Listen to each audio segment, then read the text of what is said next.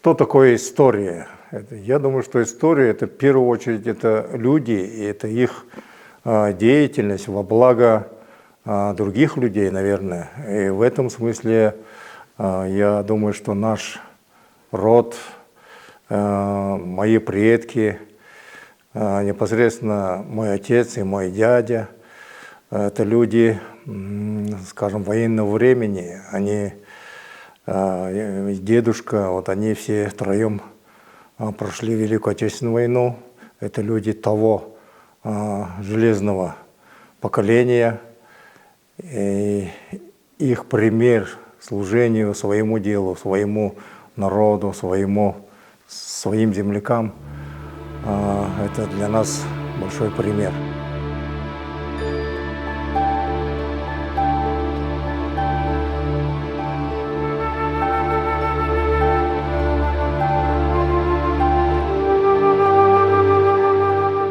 Хотелось бы рассказать о двух моих самых близких людях. В первую очередь, конечно, это Банзаракша Абуга, это дядя, родной брат нашего отца Базаржаб. И второй человек – это наш отец Базаржаб Дандакович Дандаков. И вот два эти человека по истечении определенного времени, с приходом возраста, начинаешь осознавать то, чем они занимались в течение всей жизни, и какой след оставили они в сердцах своих земляков, своих детей, внуков, правнуков. Наш род Хоргун Хуасе, это он жил, будем говорить, ранешнее время на территории Доодилинской долины, на территории Доодили, будем говорить так. Значит, дедушка Бадмын Дандок, вот он у нас был мастеровитым человеком, он ремонтировал телеги, сани зимой, делал некоторую нехитрую утварь, мебель для юрты, и иногда и юрты, рубил дома, строил дома.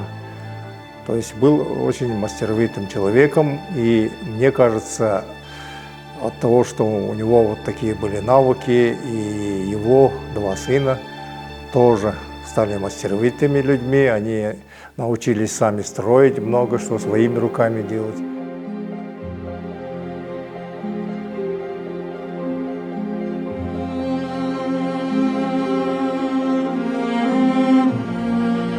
Они жили в одном месте, никуда не уезжая, и обустроили родное село, родной Улус, который сейчас считается одним из красивейших сел Забайкалья.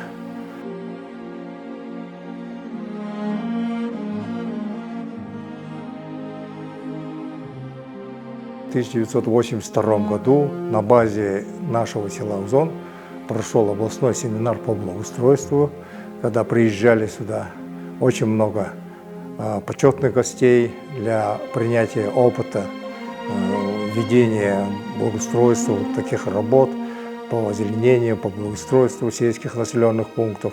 Было очень много начальства. В то время была, конечно, коммунистическая партия Советского Союза, приезжали первые лица, наши обкомов, облсполкомов партии. И был такое резонансное, конечно, большое действие, после которого наше село Узон было признано селом высокой культуры и образцового порядка. Вот напротив у нас это Дом культуры, наш такой вот клуб сельский, который был спроектирован и построен нашим дядей Банзаракшей Дандаковичем. И рядом это правление колхоза нашего, здесь в свое время бурлила жизнь, вся кипела жизнь колхозная, колхозы-миллионеры. Здесь вообще вокруг очень много людей было, зарплаты получали, здесь люди работали. Действительно во благо развития нашего села. Вот здесь с правой стороны это был магазин, там даже написано, тоже построено, спроектирован и построен нашим дедушкой, то есть это дяди Банзракша. А с левой стороны это музей имени Ленина. В свое время очень популярное место было. Сюда приезжали гости, туристы. Ну и тут внутри расположены, конечно, экспонаты всех наших выдающихся людей нашего села. Тоже построен дядя Банзракша. Вот с правой стороны вот это вот спортивный зал нашей старой школы, которая была построена в 1965 году, когда сюда мы, мои ровесники, своими друзьями, мы вошли в 1 класс. И тогда было открытие этой школы, это была сенсация большая именно для всех нас, детей, что такая большая 8-летняя школа была открыта у нас в селе. А вот рядом уже это новая школа, которая была принята в эксплуатацию в 2009 году, построена по проекту Мукжара Алдылгыржапова, нашего земляка, а построили мои братья Бадма и Маир. Вот и чуть левее, вот это интернат был, здание интерната. Здесь во время учебного процесса жили дети наших чабанов, скотников. И здесь жили в очень хороших условиях, значит, трехразовое питание. Ну и понятно, что школа была большая, где-то около 300 с чем-то детей училось. Это было, конечно, хорошее золотое время нашего села. Вот пока вот это вот здание, вот здесь родились и выросли мы, здесь жила семья Базаржоп Дандаковича, Сапулмы Бабуевны. Вот в этом доме, да, это наше родное гнездо. Здесь сегодня живет тетя наша. А рядом живет, жил брат нашего отца, Банзракша. 2 брата жили рядом. Вот здесь вот как раз вот смотрите, сколько зелени. Вот это вот сколько этого ухожено, вот ели, пихты, много чего, интересных деревьев посажено.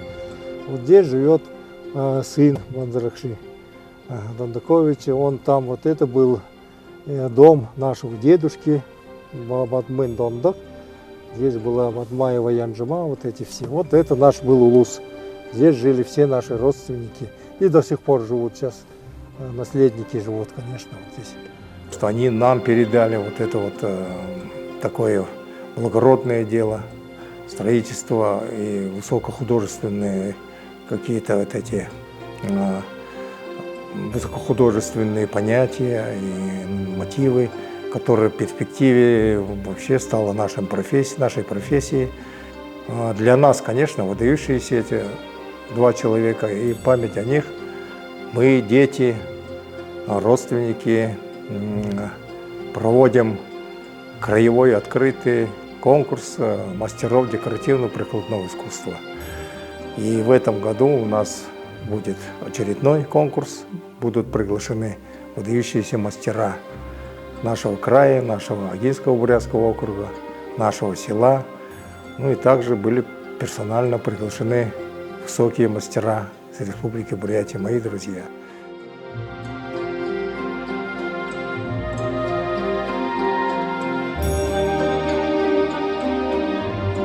Об отце что говорить? У нас отец, он любил красоту, трудолюбивый,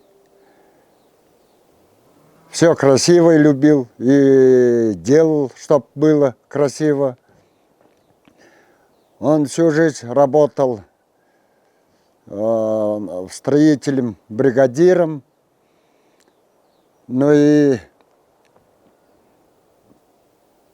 как начал работать, до последнего работал на строительстве и бригадой руководил, любил все везде, чтобы было порядок, красиво было. Ну и народ за собой умел водить. И люди старались, за ним шли. Ну и самое детское воспоминание у меня, вот как он проекты, вот эти планы составлял. Тоже помнится хорошо. Вот улицы раньше какие были, помните. А сейчас у нас село вообще все ровно, улицы ровные. Ну и любил красоту, вот эти деревья, вся улица, деревня вся, как в лесу у нас, пихты, тоже сажены у нас. В 80-е годы работал в строительстве колхоза. Но тогда много сделано нашими бригада строителями в селе Узон. Дома строили, ограды, стакетниками. И нами руководил Дандаков Мандракша. Это пожилой тогда. И вот один случай был такой. Наводнение было. Дожди пошли, и он нас собрал, ребят всех, и дал команду: давайте, ребята, будем столбы укреплять штабеля. Там же были сухие все доски, там штакетки, все, что было. Они на берегу реки это было расположено. Мы пошли с ребятами, все это, столбы воткнули. И он откуда-то нашел проволоку, большую, моток, привез. И мы начали связывать эти стабеля, все связали. Когда большая вода пришла, ни одной доски не уплыло. Вот он какой был хозяйственный человек, этот Мандракшаха.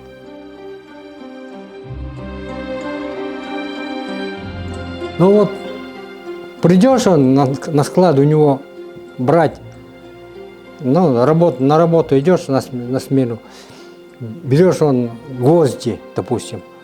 Он раз руками берет, гвоздь взял, на, тебе на сегодня хватит.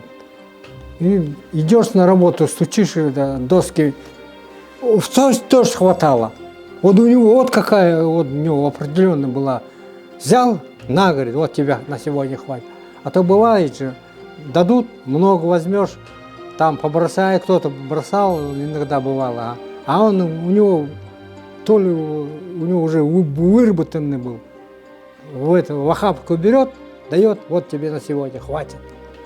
И хватало нам. Вообще, бережливости было.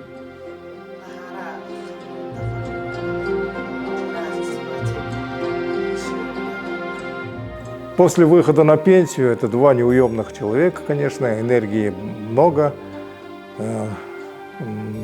решили совместно с буддийской общиной села построить у себя на родине в зоне буддийский дуган. И они решили старое здание магазина передать буддийской общине. И это здание было перевезено, разобрано, перевезено на северную околицу села. И там было основано первый, дуган, узонский дуган, Дашиту Птыгнин. Приехал Лама, тоже наш узонский. И началось тогда по крупицам, начали собирать эту всю атрибутику буддийскую. И где-то, думаю, в 90-х годах уже был построен буддийский дацан. А теперь уже есть название, конечно, построено большое здание самого дацана, которое построили, по моему проекту, мой брат, младший брат Падма.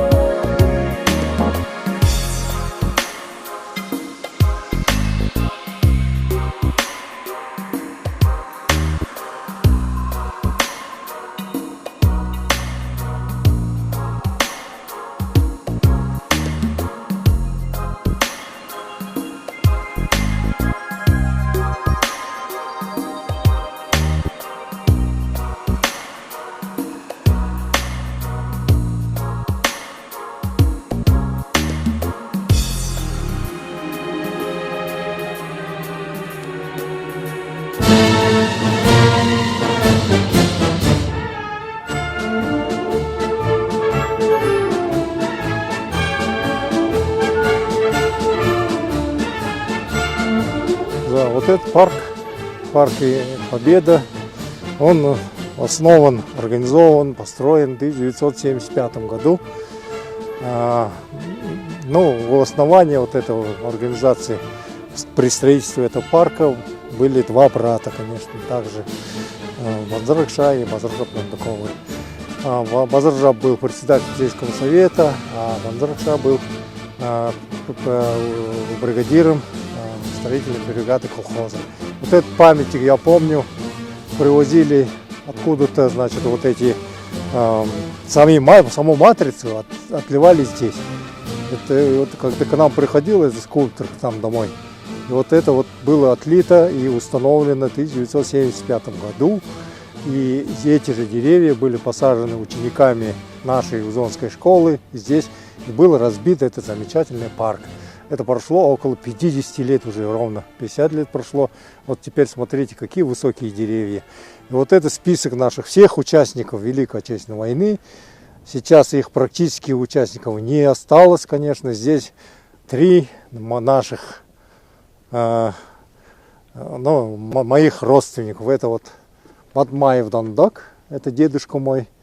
И вот два его сына. Дандаков Банзаракша, Дандаков Базаржаб.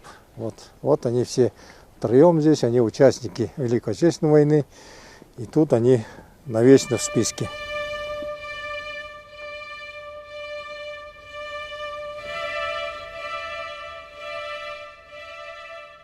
И вот это вот уже очень примечательно, то, что сейчас проходит специальная военная операция на Украине нашими войсками, и в том числе нашими жителями, молодыми парнями нашего села, которые героически там сражаются. Очень много у нас ребят, которые не вернулись. И вот и в честь этих ребят мною, как архитектором, была спроектирована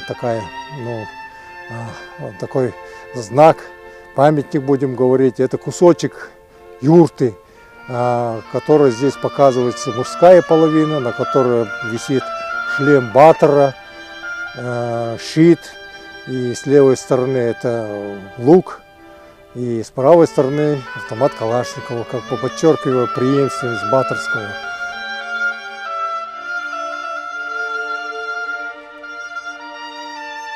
Не вернулись. Это наши дни. Да, вот 22-й. 22 года, вот. 23-й. 23 вот, базары были. Еще один сейчас есть у нас, Далаев Жаргал, сейчас старший лейтенант, похоронили наш родственник недели 3 назад, наверное. Тоже офицер, боевой офицер, очень смелый парень, там был примером для своих солдат. Вот с почестями похоронили недели 3 назад. И еще один парень, вот тоже похоронит, наверное. Сейчас фамилии не вспомню сейчас. Да. Ташиев, имя тоже не могу вспомнить. Вот тоже вот будет похорон у него 26-го, по-моему. Вот такие. Получается 1, 2, 3, 6, 8 человек уже.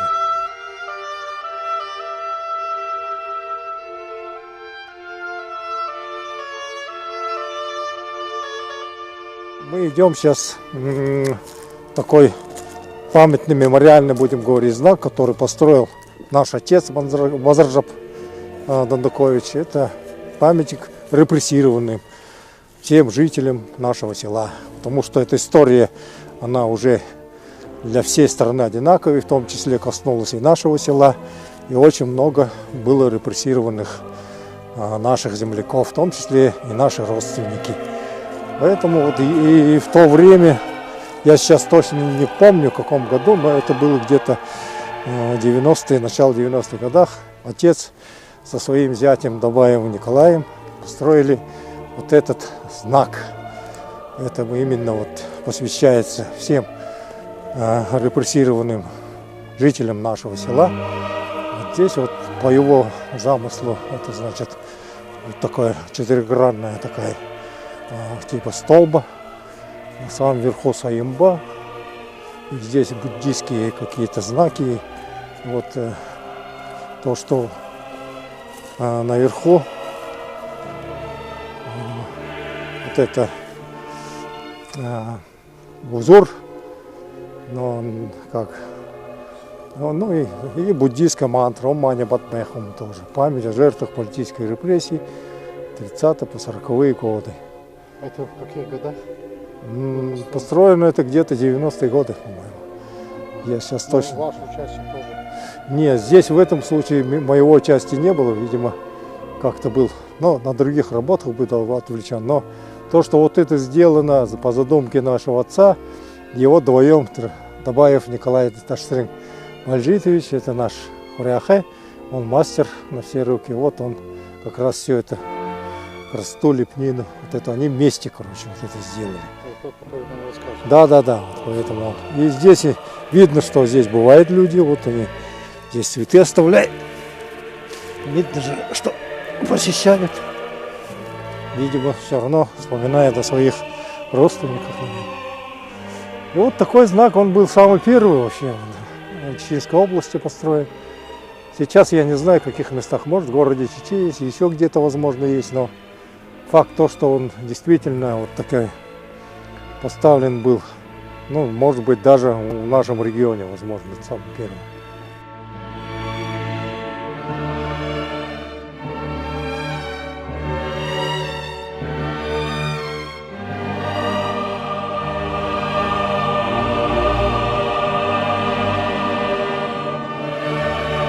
Я вижу, тут тропа уже. Но появилась. все равно ходят люди. Свежая тропа. значит, Но, люди походят. да, люди ходят, видимо, все равно там вспоминают о своих родственниках. Ну, я считаю, вообще вот это поколение моего отца, моего дяди, я считаю великими людьми, потому что они выдержали столько испытаний, они прошли войну, послевоенную разруху, они поднимали хозяйство это, и считаю, что вообще это были такие стойкие, мужественные люди, которые для нас всегда были и являются до сих пор примером служению своему делу. Они же люди были бы бескорыстные, коммунисты, которые для них это в первую очередь было дело, работа, чтобы эта работа принесла какую-то пользу людям. Вот такое у них было мнение. Никогда личного не ставили выше общественного. Это было у них в крови. И они до сих пор, до последнего считали себя коммунистами, потому что они один раз стали, приняли их коммунисты, и вот до сих пор они, то есть до последнего вздоха они оставались коммунистами. И справедливость, честность, порядочность – это вот такие высокие, конечно, нравственные слова, для них всегда были основным, конечно, жизненным кредо. И вот это они вселили в нас, в своих детях. Мы, естественно, хотя мы люди другого поколения, другого времени, но тоже вот это считаем главное в нашей жизни.